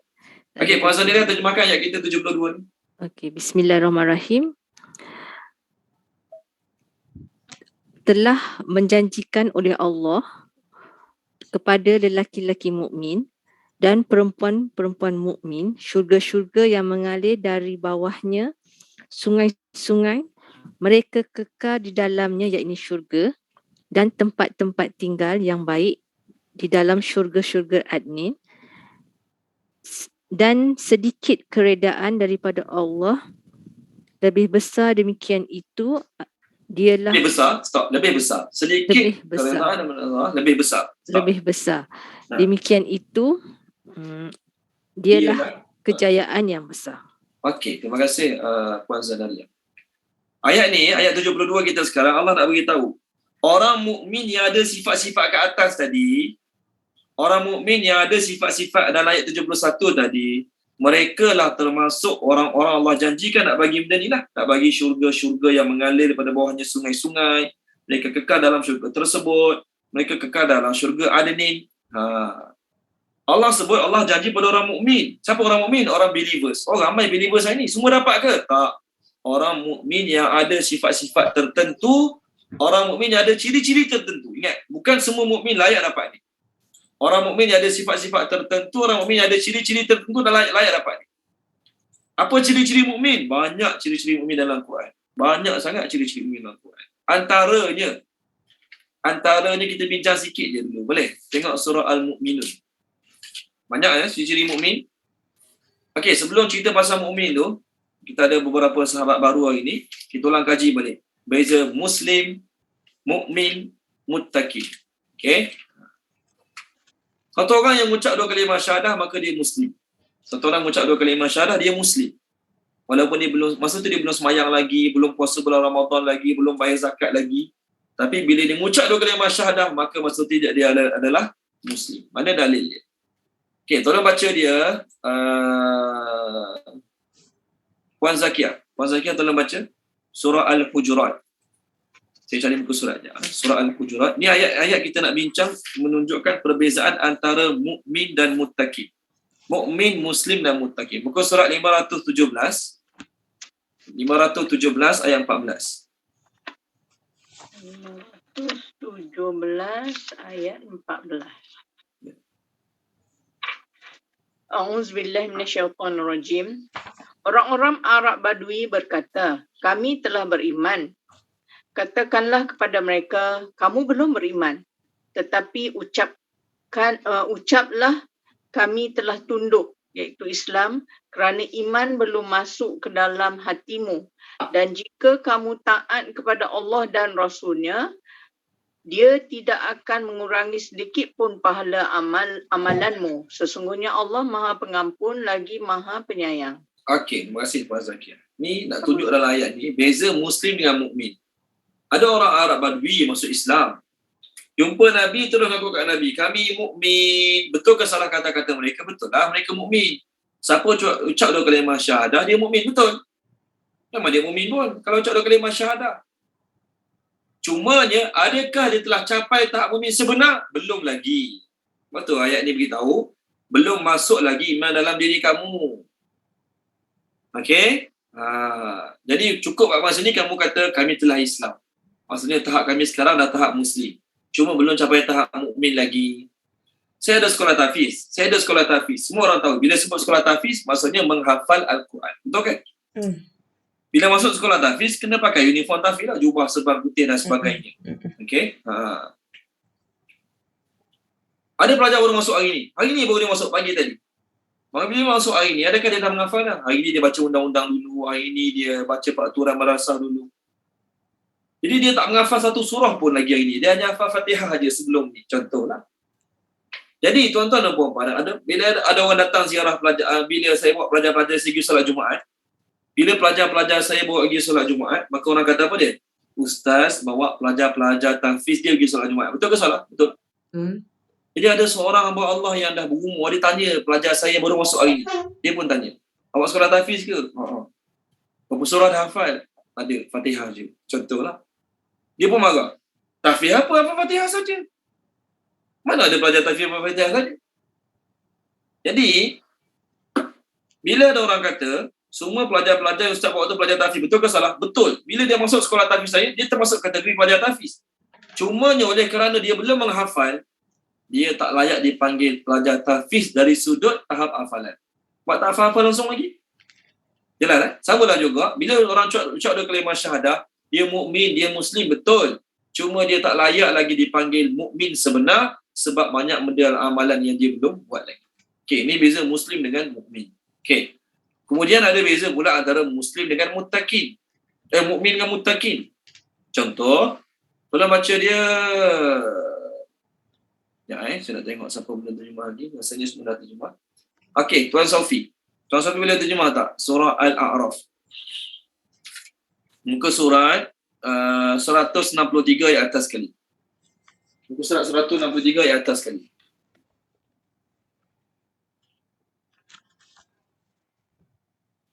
Bismillahirrahmanirrahim. Dan Tuhan berfirman lagi, sekiranya penduduk negeri itu beriman serta bertakwa, tentulah kami akan membuka kepada mereka pintu pengurniaan yang melimpah-limpah berkatnya dari langit dan bumi. Tetapi mereka mendustakan Rasul kami. Lalu kami timpakan mereka dengan azab seksa disebabkan apa yang mereka telah usahakan. Okey. Terima kasih Tuan Sofi. Allah kata apa dalam ayat ni? Kalaulah penduduk kampung tu beriman dan bertakwa. Allah asingkan. Beriman dengan bertakwa. Apa beza dia? Beriman ni dia mula buat amal-amal dalam Islam. Dia mula jaga semayang, dia mula puasa, dia mula bayar zakat. Itu beriman. Okey, bertakwa apa dia? Bertakwa ialah bila dia mula meninggalkan dosa maksiat. Dia bukan sekadar semayang, tapi benda haram ditinggalkan. Dia bukan sekadar semayang, benda-benda yang Allah tak bagi dia jauhkan. Maka kat situ dia telah ada tahap takwa dalam diri dia. Jadi tuan-tuan, cukup untuk hari ini. Mula-mula Muslim, lepas tu mukmin, lepas tu muttaqin. Okey, kebanyakan ayat-ayat syurga, kebanyakan jadi tahap dia mula-mula Muslim, tinggi lagi mukmin, tinggi lagi muttaqin. Kebanyakan ayat-ayat syurga Allah kaitkan dengan muttaqin. Kita tengok ayat syurga kebanyakan Allah kaitkan dengan muttaqin. Tolong baca pertama sekali Puan Izawani. Puan Izawani tolong baca kebanyakan ayat syurga Allah kaitkan dengan muttaqin. Surah Ali Imran. Surah Ali Imran ayat 133 tak silap saya. Ya, muka surat 67. Muka surat 67. 7, okey. Muka surat 67 ayat atas sekali. 33 ya, Ustaz. Bismillahirrahmanirrahim. Dan bersegeralah kamu kepada mengerjakan amal-amal yang baik untuk mendapat keampunan daripada Tuhan kamu dan mendapat syurga yang luasnya seluas langit dan bumi yang disediakan bagi orang yang bertakwa. Okey. Disediakan bagi orang bertakwa. Tengok. Bila sebut syurga, kebanyakan ayat orang bertakwa. Terima kasih Puan Izawan. Puan Zaizah tolong baca boleh Puan Zaizah? Yep. Okey. Surah Az-Zariyat. Saya tadi muka suratnya. Surah Az-Zariyat. Poin saya nak beritahu, kebanyakan ayat tentang syurga Allah sebut takwa. Orang muttaqin, orang bertakwa. Muka surat 521.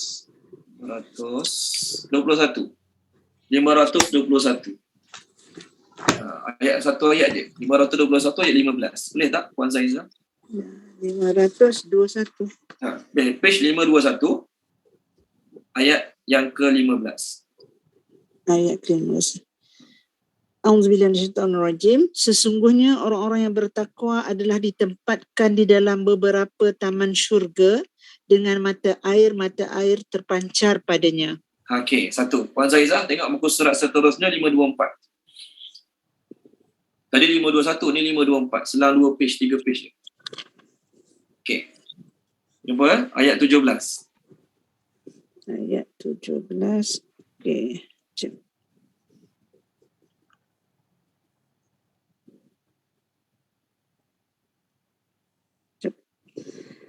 Sesungguhnya orang-orang yang bertakwa ditempatkan dalam taman-taman syurga dan nikmat kesenangan yang tidak ada taranya.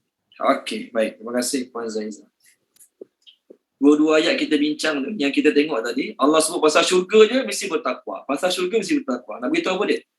Siapa dah capai tahap muttaqin, confirm boleh masuk syurga. Terus, tanpa perlu kena masuk neraka terlebih dahulu. Adapun orang mukmin ataupun muslim, depend. Orang muslim ataupun mukmin depend. Apa maksud depend? Boleh jadi dia orang yang masuk syurga terus tanpa kena masuk neraka dahulu. Boleh jadi dia orang yang kena masuk neraka dahulu lah sekali satu tempoh yang lama barulah boleh keluar masuk syurga Allah Ta'ala. Okay, bila sebut muttaqin dah sebut syurga, confirm syurga terus. Waktu doa Nabi minta doa takwa tu, Allahumma inna nas'alukal huda wat tuqa. Takwa tu penting tu.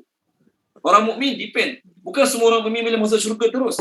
Orang mukmin yang boleh masuk syurga terus adalah orang mukmin yang ada sifat-sifat ataupun ciri-ciri yang kita bincang ayat sebelum ni. Amar ma'ruf nahi munkar, jaga sembahyang, bayar zakat, taat Allah dan Rasul. Tu secara umum. Secara kasarnya tu orang mukmin kan ada sifat tu. Amar ma'ruf nahi munkar, jaga sembahyang, bayar zakat, taat Allah dan Rasul. Ni secara kasarnya. Secara terperincinya, orang mukmin yang masuk syurga, tolong baca dia boleh. Puan Maisarah Mokhtar tolong baca surah Al-Mu'minun. Satu page je kita refer dulu. Muka surat 342. 342. Okey, Puan Maisarah Mokhtar 342. Ayat 1 sampailah ayat yang ke-11. 1 sampai 11. Ya. Sungguh beruntung orang-orang yang beriman, iaitu orang yang khusyuk dalam solatnya dan orang yang menjauhkan diri dari perbuatan dan perkataan yang tidak berguna dan orang yang menunaikan zakat dan orang yang memelihara kemaluannya kecuali terhadap isteri-isteri mereka atau hamba sahaya yang mereka miliki, maka sesungguhnya mereka tidak tercela. Tetapi barang siapa yang mencari di balik itu zina dan sebagainya, maka mereka itulah orang-orang yang melampaui batas. Dan sungguh beruntung orang-orang yang memelihara amanat-amanat dan janjinya serta orang yang memelihara solatnya. Mereka itulah orang yang akan mewarisi, yakni yang akan mewarisi syurga Firdaus. Mereka kekal di dalamnya. Okey, terima kasih puan. Banyak lagi sebenarnya ciri-ciri dalam surah ni, tapi page pertama ni ada 6 ciri. Pertama, khusyuk solat. Kedua, benda-benda lara dia tak suka bagi masa, dia berpaling. Yang ketiga, bayar zakat. Keempat, jaga kemaluan. Yang kelima, okey, orang-orang yang jaga amanah. Yang keenam, orang yang jaga solat sungguh-sungguh. Ni 6 ciri orang mukmin. Jadi orang mukmin yang ada 6 ciri ni layak dapat ganjaran yang kita sedang bincang dalam ayat kita sekarang. Adapun orang mukmin ada sekadar nama je mukmin, tak ada 6 sifat ni dalam diri dia, maka dia boleh jadi ke akhirat nanti orang yang masuk syurga juga, tapi na'udzubillah min zalik, kena masuk neraka terlebih dahulu. Itu kita tak nak. Orang mukmin, orang Islam pernah ucap 2 kalimah syahadah, confirm boleh masuk syurga, tuan-tuan dan puan-puan. Tetapi kita ni beramal, semayang, tambah tu, tambah ni sebab kita nak jadi orang yang masuk syurga terus, tak nak kena masuk neraka terlebih dahulu. Dalam sebuah hadis, saya selalu share hadis ni, ke akhirat nanti, hadis ni diriwayatkan oleh Abu Musa al-Asy'ari radhiyallahu anhu.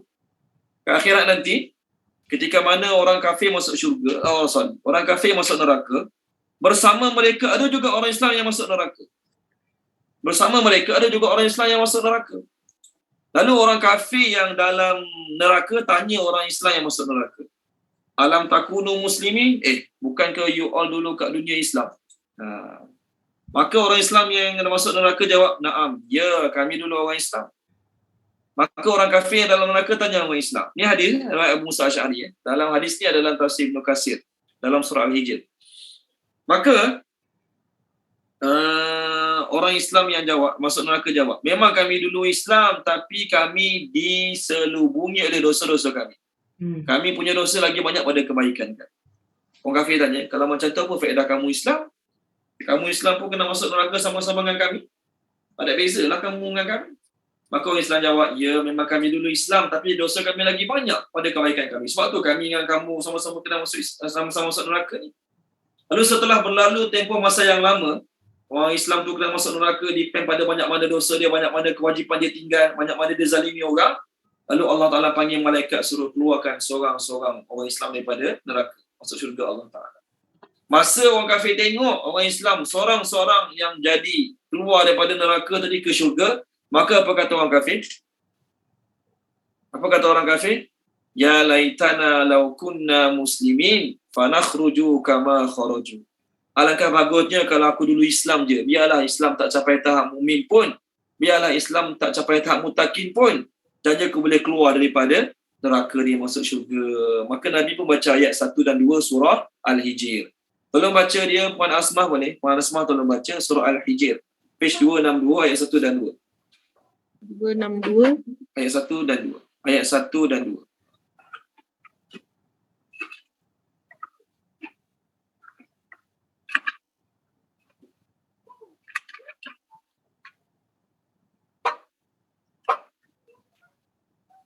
Bismillahirrahmanirrahim. Alif Lam Ra. Surah ini ada sebahagian dari ayat-ayat kitab yang sempurna, iaitu ayat-ayat Al-Quran yang memberi penjelasan. Orang kafir itu kadang-kadang nanti di akhirat menginginkan sekiranya mereka dahulu di dunia menjadi orang Muslim. Terima kasih Puan Asma kat skrin tu. Ada masanya kat syurga dan kat neraka nanti, orang kafir merasa ingin sangat kalaulah dulu mereka orang Islam. Bila ni perasaan tu timbul? Bila tengok orang Islam dikeluarkan daripada neraka, diletak dalam syurga. Maka masa tu mereka kata, alangkah bagusnya aku dulu Islam. Biarlah Islam yang ambil rasuah hari-hari pun, biarlah Islam yang merapu hari-hari pun, biarlah Islam yang ada kes mahkamah, yang ada kes kat polis, macam-macam kes pun, at least aku tetap dapat keluar pada neraka ni, aku boleh masuk syurga juga suatu hari nanti. Okay, baik. Kita tak naklah jadi golongan macam ni. Sebab tu kita beramal, tambah tu, tambah ni, tinggalkan tu. Sebab kita nak jadi orang yang terus masuk syurga Allah, tak nak kena masuk neraka terlebih dahulu. Okay, baik. Allah sebut dalam ini, Allah telah menjanjikan pada orang mukmin lelaki dan perempuan, Allah menjanjikan nak bagi syurga-syurga yang banyak. Kenapa Allah sebut syurga-syurga yang banyak? Kerana satu syurga orang tu dapat, dia merasakan dia berada dalam banyak syurga. Bukanlah masuk pintu syurga, dia keluar lagi syurga lain pula, tak. Dia duduk kat satu syurga, tapi syurga satu yang dia dapat tu dia merasakan macam duduk dalam banyak syurga-syurga yang lain. Jadi sifat syurga tu Allah sebut mengalir bawahnya sungai-sungai. Biasa orang bercuti cari tempat yang kat mana biasanya? Pantai, sungai. Ya, tak dinafikan ada je cari bercuti tempat-tempat salji, gunung ganang, ada. Tapi kebiasaannya manusia bila bercuti, bila pergi berjalan-jalan, pergi melancong, akan cari tempat-tempat yang ada kaitan dengan air. Kerana air itu merupakan sumber ketenangan. Air itu merupakan sumber ketenangan. Tengok air tenang, air mengalir, Masya Allah, ketenangan. Jadi dalam syurga, Allah Ta'ala akan bagi seseorang tu dalam syurga dia, syurga yang penuh dengan air-air yang mengalir. Mereka kekal dalam syurga dan mereka ada tempat-tempat tinggal yang baik dalam syurga Adnin. Apa pendapat-pendapat ulama tentang syurga Adnin? Semua sebutkan syurga Adnin.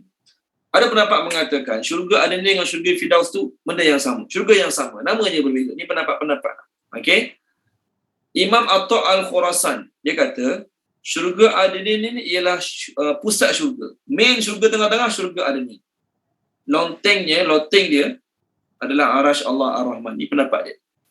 Abdullah bin Mas'ud kata syurga Adnin ialah perut syurga. Samalah, tengah-tengah syurga juga sama macam Atta' Al-Khurasan. Hasan Basri kata syurga Adnin ini ialah sebuah istana yang buat pada emas yang ada dalam syurga.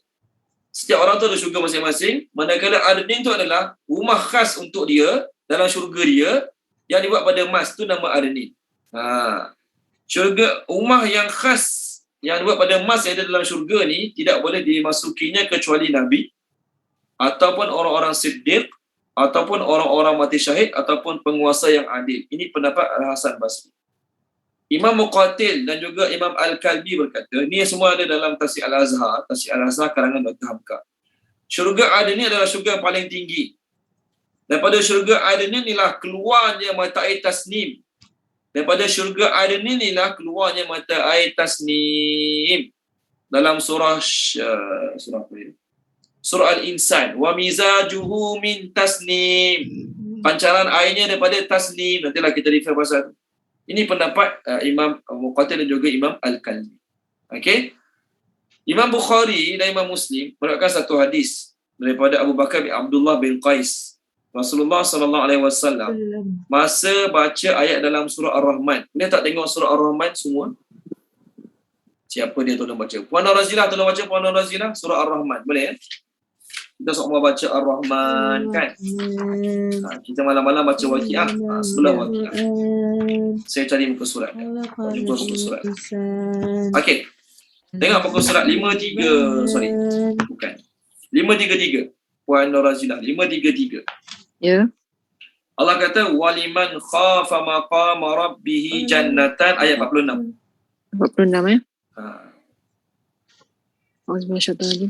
Dan bagi siapa yang takut akan waktu menghadap Tuhannya ada dua syurga. Okey, jangan alih lagi puan. Siapa yang takut menghadap Allah, maksud takut menghadap Allah tu apa dia? Takut nak buat benda Allah larang, takut nak tinggalkan kewajipan yang Allah suruh, maka dapat dua syurga. Dapat dua syurga. Okey, baik. Bawah sikit puan, ayat 62. 62. Dan selain dua syurga itu ada dua syurga lagi. Dia dapat dua syurga. Selain dua syurga tu bawah tu ada lagi. Selain dua syurga tu ada lagi dua syurga yang lain. Berapa? 4 syurga lah kan. Maka Nabi sebut, masa Nabi menafsirkan surah Ar-Rahman ni, Nabi sebut ke sahabat-sahabat, hadis ni ada dalam Sahih Bukhari dan Imam Muslim. Nabi kata, jannatani min fiddatin aniyatuhuma wa ma fihima min fiddatin. Nabi kata, dua syurga yang pertama daripada perak. Barang-barang perkakas perhiasan dalamnya semua daripada perak. Nabi sebut. Wa jannatani min zahabin. Dua syurga yang kedua daripada emas. Aniyatuhuma wa ma fihima min zahabin. Semua perkakas barang-barang dalamnya semua daripada emas. Wa ma bainal qaumi wa baina ayyan zuru rabbahum illa ridaul kibriya.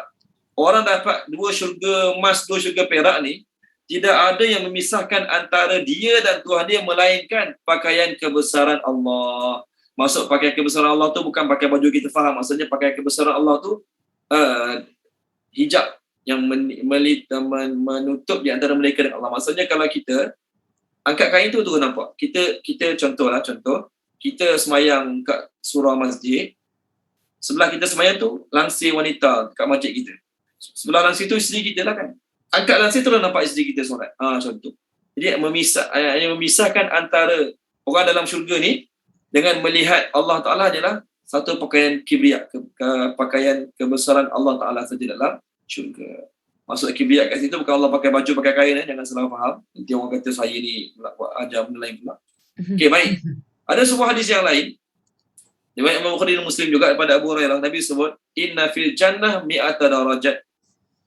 Dalam syurga tu, dalam satu syurga tu ada 100 darjat, 100 tingkat. A'addaha Allahu lil mujahidin fi sabili. Allah Ta'ala sediakan syurga yang dalam dia 100 tingkat tu, Allah sediakan syurga tu untuk orang berjihad di jalan Allah. Kulla darajataini ma bainahuma kama bainas sama'i wal ard. Setiap darjat dalam syurga tu jauh dia, jarak dia langit dan bumi. Setiap satu darjat dalam syurga yang lain, dalam satu syurga ada darjat-darjat, ada 100 darjat. Jarak darjat pertama dengan darjat kedua, jarak darjat kedua dengan darjat ketiga ialah sejauh langit dan bumi. Tapi sambung lagi, faida sa'altumullaha, maka bila kamu nak minta dengan Allah, mintalah fas'aluhu firdausa, mintalah pada Allah syurga firdaus. Kenapa? Fa innahu asatul jannah, kerana sesungguhnya syurga firdaus tu syurga paling tengah, pusat syurga. Wa minhu tafajjaru anharul jannah, daripada syurga firdaus inilah keluarnya segala mata air kat syurga-syurga yang lain. Wa fawqahu arsyur rahman, dan atas pada dia adalah Ar-Rahman, Arash Ar-Rahman. Itulah kita kata nikmat-nikmat syurga. Ulama-ulama tafsir kata ayat-ayat Quran dan hadis Nabi tentang syurga hanya Allah sampaikan kadar yang manusia boleh faham. Sebenarnya syurga tu lagi tinggi pada apa disampaikan. Cuma Allah sampaikan pada kita apa yang capai akal kita untuk faham. Maknanya kalau cerita detail lagi, terperinci lagi, kita jadi pening bela, tak tahu nak faham macam mana. Dalam surah As-Sajdah, saya bacalah, kita dah lambat. Allah kata apa dalam surah As-Sajdah ayat 17. Muka surat 416. Muka surat 416 ayat 17 saya baca. Allah kata, "Fala ta'lamu nafsum ma ukhfiya lahum min qurrati a'yun jazaa'an bima kanu ya'malun." Tidak ada seorang pun mengetahui apa yang Allah Ta'ala sembunyikan. Kat skrin adalah Tuan Safi. Apa yang Allah Ta'ala sembunyikan, yang Allah nak surprisekan bagi mereka sebagai penyejuk mata bagi mereka, sebagai balasan untuk apa yang mereka telah lakukan di dunia dahulu. Masa Nabi nak baca ayat ni pada sahabat-sahabat, Nabi sebut dulu satu hari, Nabi kata, "A'addallah li'ibadihi salihin." Allah sediakan bagi hamba-hambanya yang soleh ma la ainun ra'at. Apa maksud ma la ainun ra'at? Sesuatu yang tak pernah dilihat oleh mata. Wala udhunun sami'at, tak pernah didengar oleh telinga. Betul ayat Quran ni kita pernah dengar kan? Dalam syurga gini. Tapi masuk syurga nanti tengok suasana, tak pernah dengar lah tentang ni. Kerana apa? Hebat sangat. Wala khatara ala qalbi basharin. Dan nikmat syurga ni benda yang tak pernah terlintas di fikiran. Jadi tuan-tuan, bila kita baca ayat syurga, kita sebenarnya tak boleh nak bayang. Apa kita bayangkan tu semua salah. Tu point dia. Maksudnya yang kita tahu, cukup kita tahu, cukup kita faham syurga ni terlalu tinggi, terlalu hebat. Okay, baik. Habis bab syurga. Penutup ayat ni. Allah kata apa dia? Sedikit keredaan daripada Allah jauh lagi besar, jauh lagi hebat berbanding dengan nikmat syurga tadi. Syurga dapat tu, dapat ni, kelebihannya tu, kelebihan ni. Tapi Allah sebut di penghujungnya, keredaan daripada Allah jauh lagi besar pada nikmat syurga. Syurga tu hebat tak? Hebat. Tapi lagi hebat, lagi menarik, lagi manis, lagi syok pada syurga tu adalah nikmat redha Allah. Nikmat redha Allah lagi besar. Ya ke? Ya. Kenapa orang masuk syurga tak dapat redha Allah? Orang masuk syurga dapat redha Allah. Tapi bila Allah isytihar, hari ni aku redha pada kamu, buatlah nak buat apa pun, itu lagi best. Itu lagi best. Budak-budak muda kan, yang perasaan dia nak tu nak ni. Ayah dia beli telefon, seronok tak? Seronok. Ayah dia beli kasut mahal kat dia, seronok tak? Seronok. Ayah dia beli apa lagi? Ayah dia beli motor kat dia, seronok tak? Seronok. Tapi bila dia nak pergi keluar dengan kawan-kawan, ayah dia tak bagi. Sedih dia. Bila nak pergi jalan dengan kawan, ayah dia tak bagi. Sedih dia. Ayah dia bagi telefon, tapi dia nak pergi jalan dengan kawan-kawan, ayah dia tak bagi. Contohlah. Ayah dia bagi telefon, tapi ayah dia kata boleh main telefon sampai pukul 9 malam saja. Pukul 11 kena tutup telefon bagi ayah simpan. Dia sedih. Satu hari dia kata apa pada anak-anak dia? Mulai hari ni, kamu semua dah besar, ayah tak nak campur urusan kamu. Buatlah apa kamu nak buat pun, pergilah mana kamu nak pergi pun. Mana lagi seronok pada budak muda tadi. Kata-kata ayah dia yang terakhir tadi, ataupun nikmat dapat telefon tadi, ataupun nikmat dapat kasut mahal tadi. Mana lagi sedap? Yang terakhir tu. Maka anak muda dia kata apa? Biarlah tak dapat telefon pun, biarlah tak dapat kasut mahal pun, asalkan hari ni aku bebas pergi mana saja, aku bebas buat apa saja yang aku tak bunyi, tak bising, tak membebek dah. Itu lagi seronok. Ni contoh. Samalah juga tuan-tuan dan puan-puan, kat syurga nanti dapat nikmat syurga tu dah seronok dah. Tapi bila Allah isytiharkan keredaan Allah pada ahli syurga, maka itu lagi seronok, itu lagi best, itu lagi bermakna. Okay? Tuan Sofi, saya nak share satu hadis kat skrin. Saya share hadis tu kat Tuan Sofi. Tuan Sofi boleh share kat skrin tak hadis tu? Okay? Saya akan share hadis tu pada Tuan Sofi. Saya minta Tuan Sofi share hadis tu kat skrin. Hadis mengenai redha Allah dalam syurga ni lah. Hadis mengenai redha Allah dalam syurga. Hadis tu ada dalam tafsir Ibn Katsir, ada juga dalam tafsir Al-Azhar. Okey, ada dalam tafsir Ibn Katsir, ada dalam tafsir Ibn Katsir ada, dalam tafsir Al-Azhar pun ada juga. Saya share kat grup kelas kita lah Tuan Safi, grup kelas kita. Okey, Tuan Safi share kat skrin balik. Saya baca dulu hadis tu. Imam Malik rahimahullah kata, daripada Zaid bin Aslam, daripada Atha bin Yasar, daripada Abu Sa'id Al-Khudri radhiyallahu anhu. Rasulullah sallallahu alaihi wasallam bersabda. Sementara Tuan Safi share kat sini, saya baca dulu sikit-sikit. Rasulullah sallallahu alaihi wasallam bersabda, ke akhirat nanti Allah akan bertanya pada ahli syurga. Allah akan tanya pada ahli syurga. Kita nak masuk syurga ni, Allah tanya, wahai ahli syurga. Maka semua orang menyahut labbaik wa sa'daik. Apa maksudnya? Ya Tuhan kami sambut seruanmu, berbahagialah kami dengan nikmat-nikmatmu. Okey? Labbaik wa sa'daik, kita akan jawab. Wal khairu fi yadaik, segala kebaikan ada pada tanganmu ya Allah. Maka Allah tanya, hal raditum, suka tak, seronok tak, gembira tak? Allah tanya ahli syurga. Suka tak, seronok tak, gembira tak? Maka ahli syurga jawab, malana la narda ya Rabbi, wa qad a'taitana ma lam tuti ahadan min khalqi. Setiap orang ahli syurga, walaupun dia duduk syurga kecil sekali, walaupun dia duduk syurga bawah sekali, dia akan jawab soalan ni. Dia kata, ya Allah, kenapa tak gembiranya ya Allah? Engkau telah berikan kepada kami sesuatu yang kau tak beri seorang pada orang lain. Setiap ahli syurga dia akan rasa dia seorang je dapat nikmat dia. Orang yang tak dapat. Walhal selain dia ramai lagi orang dapat. Maka Allah Ta'ala tanya. Kat skrin ada. Terima kasih Tuan Safi. Kat skrin ada hadis tu, boleh tengok. Maka Allah Ta'ala tanya mereka. Nak tak? Aku anugerahkan lagi sesuatu yang jauh lagi utama daripada segala yang aku bagi pada kamu sebelum ni.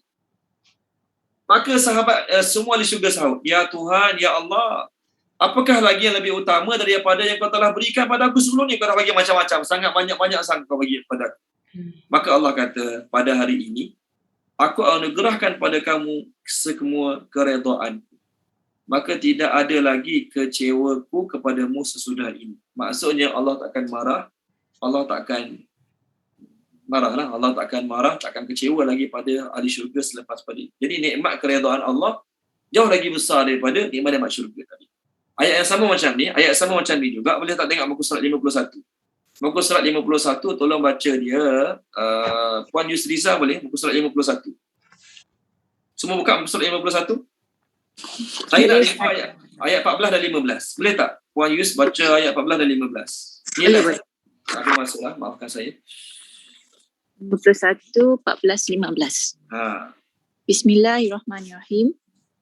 Dijadikan indah kepada manusia terhadap apa yang diinginkan berupa perempuan-perempuan, anak-anak, harta benda yang bertimbun dalam bentuk emas dan perak, kuda pilihan, haiwan ternakan dan sawah.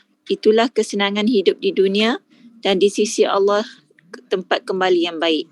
Katakanlah, mahukah aku kabarkan kepadamu apa yang lebih baik daripada yang demikian itu?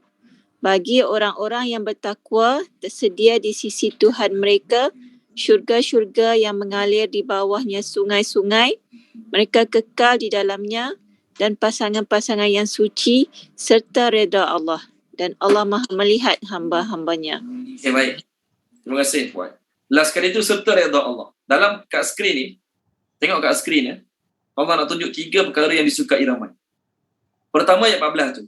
Suka wanita, suka anak-anak, suka mas perak, suka kuda-kuda yang bertanda, maksudnya biar kereta-kereta berjenama, binatang ternak, tanah banyak, kebun-kebun banyak. Suka tak? Suka. Tapi Allah kata itu semua kesenangan dunia. Yes, memang Allah buat kita suka benda-benda macam tu.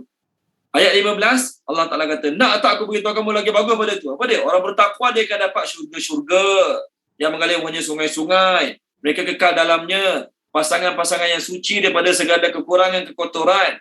Dan last sekali, keredaan daripada Allah. Maknanya, pertama seronok ayat 14.